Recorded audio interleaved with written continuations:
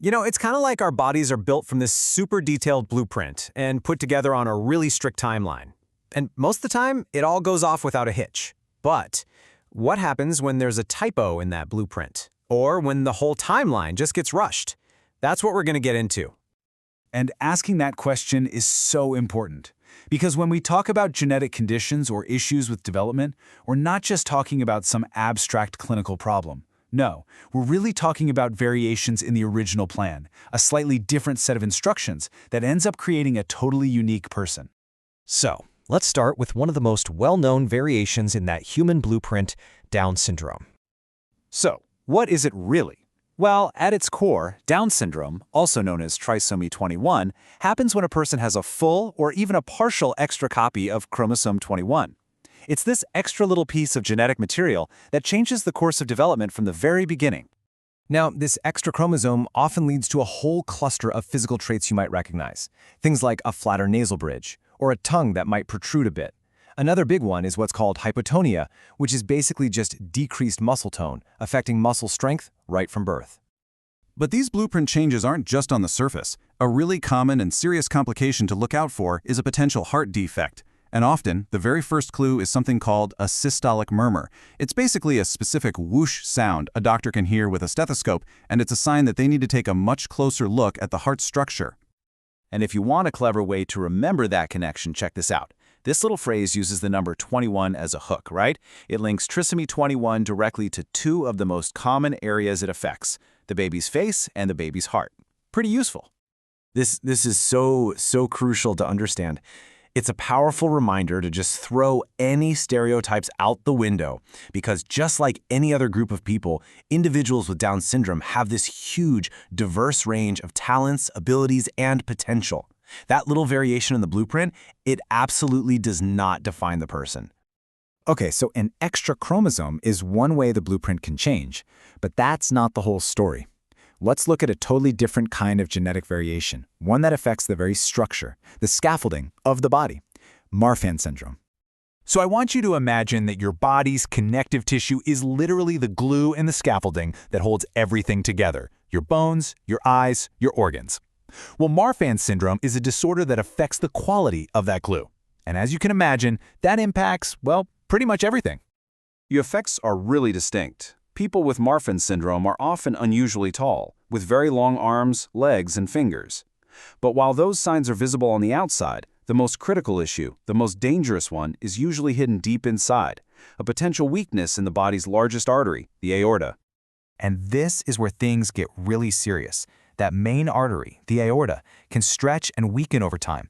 This can lead to what's called an aneurysm, or even worse, a sudden tear, which is known as a dissection. This is why constant, careful medical monitoring is absolutely non-negotiable. Because of that huge hidden risk, the single most important piece of medical advice for someone with Marfan syndrome is this. It's short, it's direct, and it's there for a very, very good reason. And look, that's not just some casual suggestion. It's a life-saving instruction. The reason is simple and terrifying. A sudden, hard blow to the chest from a contact sport could be all it takes to cause that weakened aorta to rupture. So this isn't about limiting fun. It's literally about saving a life. Okay, so just like before, here's a quick way to lock this one in your brain. It connects the name Marfan to its two most defining features, that striking, almost measureless height and the critical, ever-present risk to the aorta. All right, so we've looked at two really different blueprint changes. Let's actually put them side by side because that's when the differences really start to pop. And this table just lays it all out so clearly, right? You can see how the root cause, an extra chromosome versus a problem with the body's glue, drives absolutely everything else. It explains why the physical signs are so different, why the heart risks are completely distinct, and why the most important piece of advice for each condition is worlds apart. Okay, let's totally shift gears now. We've been talking a lot about the body's blueprint. Now let's talk about its timeline. What happens when that developmental clock starts ticking way too fast and labor kicks off ahead of schedule? So, what does preterm labor actually mean? Well, the definition is pretty precise. It's when the body starts the process of birth, regular contractions, cervix opening, before 37 completed weeks of pregnancy.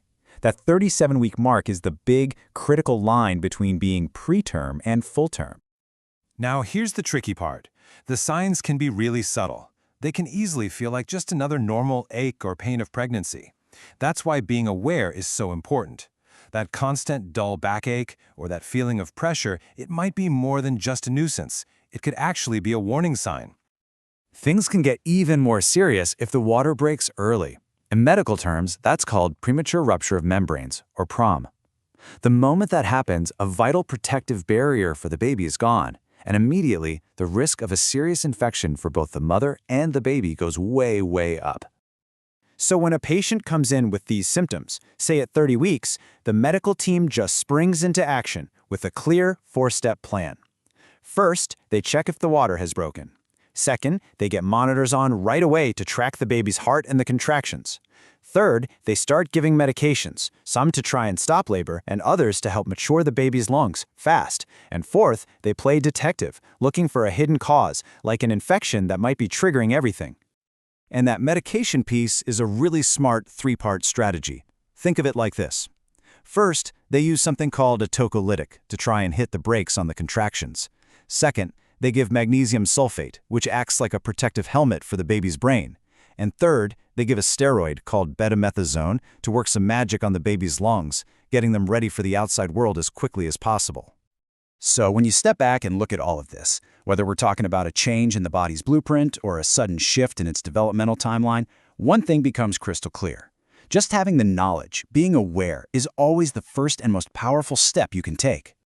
Look, understanding these signs isn't just for doctors and nurses. It's for all of us, for parents, partners, friends, family.